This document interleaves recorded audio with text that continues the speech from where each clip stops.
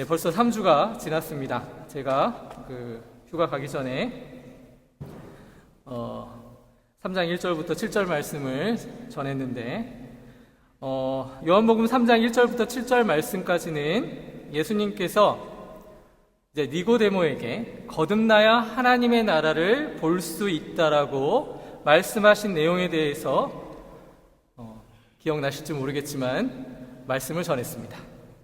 거듭난다라는 것은 인간의 노력이나 종교적 행위로 이루어지는 것이 아니라고 말씀드렸습니다. 성령의 역사, 그러니까 하나님의 역사로 이루어지는 하나님의 전적인 은혜입니다. 니고데모는 표적만을 추구했고 그 표적 때문에 하나님께로 온 자라고 예수님을 평했지만 예수님이 하나님의 아들을 하나님이신지를 알지 못했습니다. 지금 이 자리에 계신 여러분들은 하나님의 아들이 하나님이심을 아는 하나님의 귀한 선택을 받은 하나님의 자녀임을 믿으시기 바랍니다. 거듭난 사람은 하나님의 관계가 회복되고 새로운 삶을 살아갈 수밖에 없습니다. 왜냐하면 이제부터는 그의 인생이 하나님께로 속한 자이기 때문에 그렇습니다. 하나님 나라에 들어가려면 반드시 성령을 통한 이 거듭남의 경험이 필요합니다. 아직 거듭남의 경험이 없으시다면 말씀을 통해 그리고 신앙생활을 통해 깨닫는 여러분들이 되시기를 바랍니다. 오늘 말씀은 이 말씀에 근거해서 전하도록 하겠습니다. 먼저 요한복음 3장 12절부터 15절 말씀을 제가 읽어드리도록 하겠습니다. 한번 잘 들으시고 또 보시는 분들은 함께 보셨으면 좋겠습니다. 내가 땅의 일을 말하여도 너희가 믿지 아니하거든 하물며 하늘 일을 말하면 어떻게 믿겠느냐. 하늘에서 내려온 자 곧 인자 외에는 하늘에 올라간 자가 없느니라. 모세가 광야에서 뱀을 든 것 같이 인자도 들려야 하리니 이는 저를 믿는 자마다 영생을 얻게 하려 하심이니라. 아멘. 우리가 신앙생활을 하다 보면은요, 흔히 예수를 믿으면 영생을 얻는다라는 말을 쉽게 하곤 합니다. 그러나 이 단순한 진술 속에 담긴 이 깊은 의미를 우리가 놓치게 되면 신앙은요, 그냥 종교생활이 될 수밖에 없습니다. 신앙생활을 하면서 많은 이들이 자책감에 시달리곤 합니다. 왜냐하면 악한 그 양심을 하나님께서 이제 건드리셨거든요. 그래서 죄가 더 이상 지배할 수 없게 하나님께서 역사하시기 때문에, 근데 우리는 죄인이기 때문에 이게 자꾸만 부딪혀서 이 자책감에 시달릴 수밖에 없습니다. 때로는 이런 생각도 하게 됩니다. 내가 이렇게 부족한데 정말 구원을 받을 수 있을까? 이러한 의구심이 마음을 짓누르기도 합니다. 또 어떤 이들은 자신의 연약함과 잘못을 대수롭지 않게 여기면서 한번 구원 받았는데 내가 구원에서 떨어지겠나, 그러한 교만한 마음으로 살기도 합니다. 그래서 우리는 참된 신자라면, 하나님의 자녀라면 이 믿는다, 참된 믿음, 이 말의 진정한 의미에 대해서 제대로 된 이해를 가지고 있어야만 합니다. 기독교에서 말하는 참된 믿음은 무엇인가? 이것을 분명히 오늘 이해하셨으면 좋겠습니다. 15절 말씀을 다시 한번 제가 읽겠습니다. 이는 저를 믿는 자마다 영생을 얻게 하려 하심이라고 기록되어 있습니다. 저를 믿는 자마다 영생을 얻게 하려 하심이니라. 이 구절을 제대로 이해하기 위해서는 앞서 있는 14절 말씀을 잘 이해해야만 합니다. 모세가 광야에서 뱀을 든 것 같이 인자도 들려야 한다라는 말이 지금 성경에, 그러니까 요한복음에 기록되어 있죠. 여러분, 예수님이 누구 때문에 십자가에 못 박히셨습니까? 우리 때문이죠. 자기 자신, 나 때문에 그러셨습니다. 이 이유는 분명합니다. 사실 제가 말씀드리는 거 이 자리에 계신 분들 아무도 모르는 분 다 아십니다. 다 이해하십니다.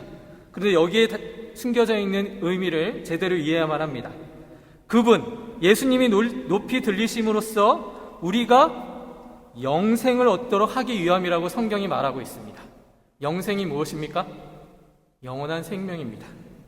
그러므로 이 14절 말씀이 없이는 15절 말씀이 존재할 수 없습니다. 14절은 사건이고 15절은 그 사건을 통해서 주어진 약속이라는 것입니다. 그러면 우리의 구원이 어떻게 이루어지는지 분명히 알아야만 합니다. 우리가 예수님을 믿어서 구원을 얻는다라고 했을 때 그 믿음의 대상이 되는 예수님은 과연 어떤 모습이어야 하는가? 신자들이 이 오해에 잘 빠져 있습니다. 예수님은 갔던 어떤 모습이어야 하는가? 우리 예수님께서 이 땅에 오셔서 공생애를 마치시고 십자가에 못 박히실 때의 모습을 생각하면 과연 이분이 하나님의 아들인가?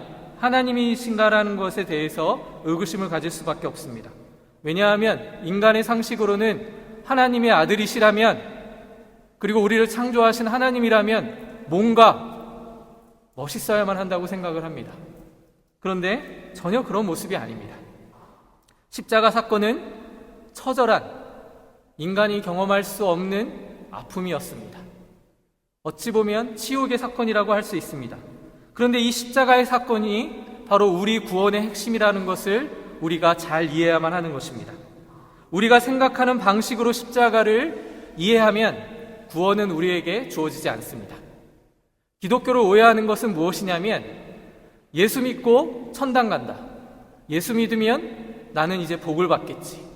지금 이 순간에도 이 공간에 계시는 분들 중에는 예수 믿고 구원받고 예수 믿고 영광을 받았으니 나는 이제 앞으로 잘 나가게 될 것이다, 이렇게 생각하시는 분들이 있을 줄 압니다. 그런데 여러분, 그 성경 어디에도 그러한 말씀은 기록되어 있지 않습니다. 그런데 우리가 왜 이런 오해 속에 있는가? 하나님의 말씀을 잘못 오해하고 있기 때문에 그렇습니다. 물론 이 세상이 감당할 수 없는 영광을 우리는 받게 됩니다. 그런데 그것은 하나님의 뜻 안에 있는 것인데 우리는 자꾸만 우리의 생각을 하나님의 생각인 양 말하곤 합니다. 이것이 우리의 문제입니다. 십자가는 영광이 아니라 치욕이었습니다. 간격이 아니라 고통이었습니다. 그리고 바로 그곳에서 우리의 구원이 이루어진 것입니다. 모세가 뱀을 든 것 같이 내가 들려야 한다라는 이 말은 굉장히 중요합니다. 예수님의 십자가 사건을 상징하는 말씀이기도 합니다. 우리의 죄를 씻는 방법과 죄를 해결하는 메시지를 이스라엘 민족에게 전하는 것이 하나님의 뜻이었거든요. 하나님께서는 나무에 뱀을 매달라고 하시면서 이를 통해 성경에서 매달리는 것이 어떤 의미인지를 정확하게 말씀을 통해서 알려주셨습니다. 신명기 21장 23절 말씀을 제가 봉독해 올리도록 하겠습니다. 잘 들으십시오. 그 시체를 나무 위에 밤새도록 두지 말고 당일에 장사하여 내 하나님 여호와께서 내게 기업으로 주시는 땅을 더럽히지 말라. 나무에 달린 자는 하나님께 저주를 받았음이니라. 아멘. 나무에 달린다라는 것은 구약 성경에 저주를 상징하는 것입니다. 근데 거기에 노뱀이 달려 있거든요. 이 뱀은요, 성경을 통해서 소개되는 것은 죄의 원흉입니다. 그리고 놋은 심판을 상징합니다. 그러니까 노뱀은 본래 쳐다볼 만한 가치가 있는 것이 전혀 아닙니다. 그렇게 그것을 바라보는 행위가 인간의 논리로는 구원의 조건이 될 수 없습니다. 그런데 하나님께서 명령하십니다. 제가 한국을 방문했잖아요. 3년 만에 방문한 건데 매번 방문할 때마다 느끼는 것은 왜 이렇게 이단들이 많은가?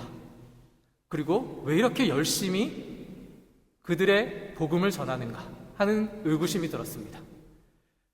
되게 오래된 예언이지만 3년 전에 갈 때에는 신천지가 그렇게 열심히 포교를 하는 것을 봤습니다. 근데 이번에 갔을 때에는 아주 멋있게 차려입은 청년들이 와서 6월절을 아십니까? 라고 저한테 질문을 했습니다. 그러니까 여러분 들어보신 줄 아는데 하나님의 교회, 그 세계보급 선교회라는 단체가 있습니다. 쉽게 말해 안상홍, 그 사람을 이제 재림주로 여기는 사이비 종교입니다. 그런데 요즘에 신천지보다 더 열심히 포교 활동을 하는 것을 봤습니다. 제가 좀 시간이 남아서 그들이 이야기하는 것을 듣고 싶어서 하지 말아야 될 일을 했는데, 그래서 열심히 질문을 했습니다. 도대체 6월절이 뭡니까? 그러자 그들은 그 6월절에 대해서 이렇게 이야기합니다. 그리스도의 피로 죄가 해방된 날이라는 것이었습니다. 그리스도의 피로 죄가 해방된 날, 어찌 보면 그럴듯한 말입니다. 그러나 죄로 해방된 날은 이 땅에 예수님께서 오시고 예수님께서 십자가에 못 박히셨던 그날입니다. 근데 사이비 종교들은 그렇게 얘기합니다. 유월절이라는 그럴듯한 절기를 가져와서 그것이 진리인 양 꼬아서 그럴듯하게 만들어서 설명하고 있거든요. 그런데 재미있게도 이러한 사이비 종교에 빠진 사람들이 의외로 많다라는 것입니다. 그것은 무엇을 얘기하냐면 사람들은 진리에 관심이 없다라는 것입니다. 진리라는 것이 무엇입니까? 그건 하나님께서 우리에게 하나님의 사람에게만 주신 말씀입니다. 그리고 그 말씀 자체가 예수님이라는 사실을 여러분은 잘 아실 겁니다. 그러니까 그 진리가 이 땅에 오셔서 유일하게 우리를 구원할 능력을 가지신 분으로서 우리에게 소개되고 있다는 사실을 우리는 잘 기억해야만 하는 것입니다. 그분이 우리를 얼마나 사랑하셨기에 창조주가 이 땅에 오셨는가? 이것이 우리가 가지고 있는 미스테리한 은혜인 것입니다. 우리가 기도할 때 응답하시는 전능하신 하나님은 살아계신 하나님이십니다. 안상홍이나 그 사람은요, 자기가 재림지라고 얘기했지만 땅에 묻혀 있습니다. 그런데 그것을 재림지라 여기고 열심히 믿고 있는 사람들의 모습을 보면서 우리는 손가락질할 수도 있습니다. 그러나 우리의 신앙이 연약해지면 그들과 똑같이 생활할 수도 있다는 것이 우리의 모습임을 알아야만 합니다.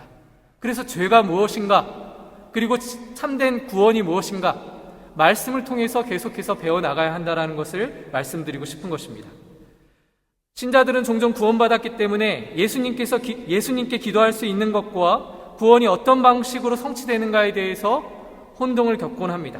그래서 요한복음 3장에서 예수님께서 분명히 말씀하십니다. 모세가 광야에서 뱀을 든 것 같이 내가 저주를 받음으로 너희가 구원을 얻으리라. 사랑하는 성도 여러분, 여러분은 여러분 스스로가 믿어서 구원을 받으셨습니까? 아니면 구원 받았으므로 믿을 수 있었습니까? 이 질문에 대해서 여러분 잘 이해하셔야만 합니다. 신자의 신앙에서 본질적인 부분을 차지하는 질문입니다. 예수님께서 니고데모에게 거듭나기 전까지는 결코 하나님의 구원의 방법을 이해할 수 없다라고 말씀하셨습니다. 예수님은 니고데모에게 중생을 위해 무엇을 하라고 요구하지 않았다라는 것입니다. 왜냐하면 인간의 노력으로는 거듭날 수 없기 때문에 그렇습니다. 이 문제는 그렇기 때문에 누구에게 달린 문제냐면 바로 예수님, 우리를 위해 친히 죽으신 그 예수님에게 달린 문제라는 것입니다. 그러니까 하나님께 달린 문제라는 것이죠. 구원은 전적으로 하나님의 능력입니다. 그런데 우리가 열심히 믿으면 구원받는다라고 오해하는 분들이 의외로 많습니다. 그렇지 않습니다. 철저히 그분의 은혜를 간구하는 것이 바로 올바른 신앙의 자세인 것입니다. 모세가 광야에서 뱀을 들었다라는 표현은 예수님께서 우리의 죗값을 지고 저주를 받아 심판받고 죽으시고 그것을 대속하셔야만 우리의 구원이 열린다라는 것을 알려주는 위대한 사건입니다. 그러므로 요한복음 3장 15절 말씀에 단순히 나를 믿으라라는 명령이 아니라 예수님 이외에는 다른 구원의 길이 없다라는 사실을 말씀하고 있습니다. 우리는 그러한 구원론을 잘 알아야만 하는 것입니다. 예수 외에는 다른 곳에서 구원을 찾을 수 없습니다. 그런데 마치 우리가 자꾸만 예수 위에 구원이 있다라고 착각하는 그러한 오류 가운데 있는 것은 진리를 모르고 있기 때문에 그렇습니다. 진리는 예수님 그 자체입니다. 여러분이 신앙생활을 하는 이유는 예수 믿고 구원받았다라는 것을 여러분이 하나님의 은혜 가운데 확인하기 위해서 하는 것입니다. 우리는 종교 생활을 하는 것이 아니라 하나님의 살아계심과 하나님께서 나를 구원하셨다라는 것을 매 순간 하나님께 고하는 것입니다. 사람들은 흔히 하나님께서 예수님을 보내셔서 우리가 믿을지 말지를 선택하게 하셨다라고 오해합니다. 그러나 성경은 절대 그렇게 이야기하지 않습니다. 하나님은 우리의 구원을 위해서 예수님을 보내시고 우리의 죗값을 치르시는 대속물로 십자가에 달리게 하셨습니다. 우리의 구원은 인간의 선택이 아니라 하나님의 주권적인 역사라는 것입니다. 하나님께서 우리의 죄의 사슬을 끊어내시기 위해서 하나님의 방법으로 예수님을 보내신 것입니다. 이 사실을 모르는 분들 없을 줄 압니다. 신앙의 여정에서 그런데 우리가 끊임없이 불안하고 그 불안감에 시달리는 이유는 이것을 믿음으로 고백하고 잊지 못하기 있기 때문에 그렇습니다. 내가 과연 구원받았는가 의심하는 이유가 어디에 있냐면 하나님 앞에 온전히 자신을 드리지 못하고 있기 때문에 그런 것입니다. 구원은 하나님께 속한 것이지 나의 선행이나 인간의 노력에 의해서 되는 것이 아닙니다. 그럼 우리가 해야 될 일은 명확하죠? 예수 안에 있으면 됩니다. 그런데 그 예수 안에 있는 것이 얼마나 힘든지 여러분 아시죠? 예수 안에 있다라는 것은 하나님의 은혜로서만 느껴지는 것이요, 그렇게 고백할 수 있는 것입니다. 우리의 행위나 감정에 의존하는 것이 아니라는 것입니다. 그래서 우리는 자랑할 것도 좌절할 것도 없는 운명임을 알아야만 합니다. 뭘 잘한 게 있다고 잘난 체를 하십니까? 뭘 못한 게 있다고 좌절하십니까? 그럴 필요가 없다라는 것입니다. 그분 안에만 머물러 있으면 됩니다. 그분 안에만 거하면 되는 것입니다. 예수만 붙잡고 나아가면 되는 것입니다. 그런데 이것이 우리의 삶에서 가장 어려운 일입니다. 예수를 믿고 예수님의 은혜로 살아간다는 것은 쉬운 일이 아닙니다. 구원은 하나님의 사역이지만 이제 우리가 해야 될 일이 있습니다. 어떻게든 그분 안에서 벗어나지 말아야만 하는 것입니다. 그분 안에 벗어나게 되면 모든 것이 헛되이 돌아갈 수 있다는 것입니다. 우리에게는 자랑할 것이 없습니다. 그래서 하나님의 은혜, 오직 은혜만이 우리를 지배할 수 있도록 여러분, 하나님의 품 안에 거하는 것을 자랑스럽게 여기셔야만 하는 것입니다. 별거 아닙니다. 아주 간단합니다. 예수 안에만 있으면 되거든요. 그런데 어떻게 예수 안에만 있어야만 되는 것인가 고민하셔야 합니다. 제가 목사로서 듣는 소리 중에 자주 듣는 소리가 뭐냐면, 목사님 제발 어디까지 해야 되고 어디까지 하지 말아야 되는지를 알려주시면 감사하겠습니다라는 이야기를 자주 듣습니다. 근데 그 말의 의도는 여러 가지가 포함되어 있는데 분명하게 한 가지만 말씀드리고 싶습니다. 그건 스스로가 하나님에 대한 신앙에 제한을 가하는 것입니다. 내가 여기까지만 하면 그러면 하나님께서 봐주시겠지. 내가 여기까지만 하면 그래도 하나님께서 지켜주시겠지. 신앙에 제한을 두고 있는 것입니다. 하나님을 제한하는 것입니다. 오늘 청년들이 여러분들 앞에서 이 청년부 헌신 예배를 드리기 위해서 찬양도 준비하고 기도로 준비하고 함께 모여서 이 예배를 준비했던 것을 저는 들었습니다. 여러분, 이러한 신앙의 길은 그냥 준비한다고 되는 것이 아니라 철저히 하나님께 붙들려 있을 때만 가능한 것입니다. 그래서 이 청년들이 나와서 찬양하고 함께 즐거이 하나님께 경배하는 것은 아무에게나 허락된 은혜가 아니라 주님께서 우리를 그렇게 부르셨기 때문에 가능한 하나님의 역사라는 것을 기억하셔야만 합니다. 신앙생활은 제한이 있으면 안 됩니다. 내가 여기까지 하면 되겠지, 그런 거 없습니다. 하나님이 하나님의 나라에 우리를 초대하셨는데 우리는 스스로가 하나님의 자녀가 되었다고 하면서도 신앙생활을 하는 데 있어서 그래 여기까지만 하면 하나님이 기뻐하시겠지, 그런 거 없습니다. 계속 가셔야만 합니다. 그래서 말씀을 들으셔야 하고 끊임없이 깨달아 가야만 하는 것입니다. 우리에게 제한은 없습니다. 왜냐하면 하나님은 무한하신 분이거든요. 그러한 무한하신 하나님이 여러분들을 하나님의 자녀 삼으실 때 적당히 여러분들을 하나님의 자녀 삼았다라고 생각하시면 커다란 오산이라는 것입니다. 그런 하나님이, 크신 하나님이, 영원하신 하나님이 여러분을 붙잡고 계십니다. 그 사실을 믿으시기 바랍니다. 니고데모는 이러한 하나님의 은총을 몰랐던 자입니다. 그래서 하나님이 앞에 계심에도 불구하고 하나님인 줄을 모르고 기적을 베푼 하나님의 선지자로 예수님을 여겼던 것입니다. 우리 앞에 예수님이 오셔서 나에게 직접적으로 물어볼 날이 있을 것입니다. 그럴 때 여러분, 니고데모와 같이 표적을 보고 예수님을 믿으실 겁니까? 그러면 안 되지 않습니까? 그분 앞에 무릎 꿇고 경배할 수 있도록 여러분이 성장해 나가셔야만 합니다. 신앙에는 제한이 없습니다. 그리고 그 제한을 하나님께서 두시지 않았다라는 것을 기억해 주시기 바랍니다. 거듭남의 비밀은 여기에 있습니다. 거듭난다라는 것은 전적인 하나님의 은혜이자 하나님의 능력입니다. 그 능력 아래 여러분들이 계십니다. 그 능력 안에 계신다라는 것을 믿으시고 세상에 나아가서 담대하게 살아가십시오. 그것이 하나님의 뜻입니다. 오늘 청년부 헌신예배로 우리가 하나님께 영광을 돌리는 모습을 보시면, 영광을 돌릴 때 다시 한번 청년의 때를 생각해 보시기 바랍니다. 늦게 믿어도 상관없습니다. 하지만 일찍 믿으면 믿을수록 하나님 안에서 성장할 기회가 생기는 것입니다. 그래서 청년들은 기뻐하셔야 합니다.